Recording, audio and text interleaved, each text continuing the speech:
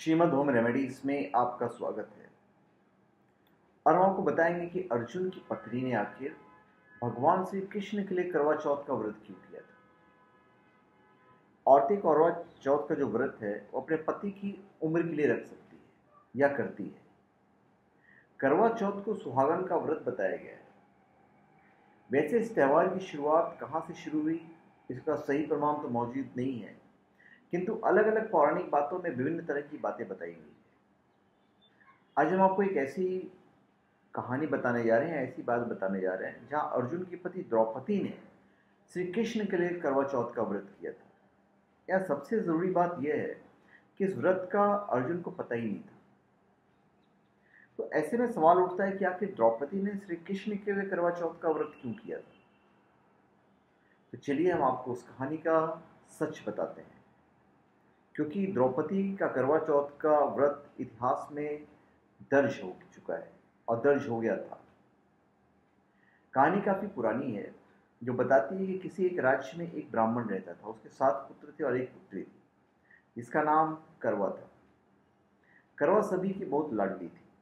करवा का विवाह एक अच्छे ब्राह्मण से किया गया था और एक बार करवा चौथ का व्रत रखती है, तो जब उसके भाई आते हैं तो अपनी बहन को भूखा देख व्याकुल हो जाते हैं। भाई एक प्लान करते हैं और पेड़ के ऊपर रोशनी से चंद्रमा बना देते हैं।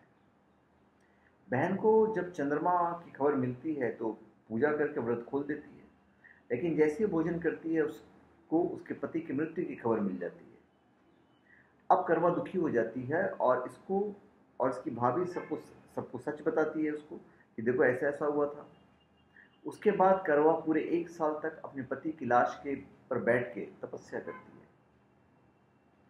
जब अगले साल करवा चौथ आता है तो सभी भाभियों जितने होती हैं करवा से मिलने के लिए आती है। जो भी भाभी आती है उससे यही कहती है कि मेरे पति को जिंदा कर दो।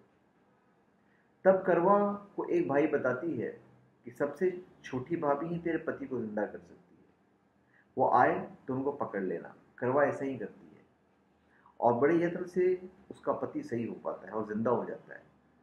तब से करवा हमेशा के लिए अमर हो जाती है। इस कहानी में भाई और बहन दोनों शामिल हैं। तो एक बार का जिक्र है कि अर्जुन नीलगिरी के जंगलों में तपस्या करने गए थे, लेकिन काफी समय बीत जाने के बाद जब वो वापस नहीं आए तो द्रौपदी को चिंता होने लगी। इधर पांडवों पर भी तरह तरह की विपदाएं आने लगती है। तो द्रौपदी कृष्ण को याद करती है और कृष्ण सामने हाजिर होकर द्रौपदी को करवा चौथ का व्रत करने के लिए कहते हैं।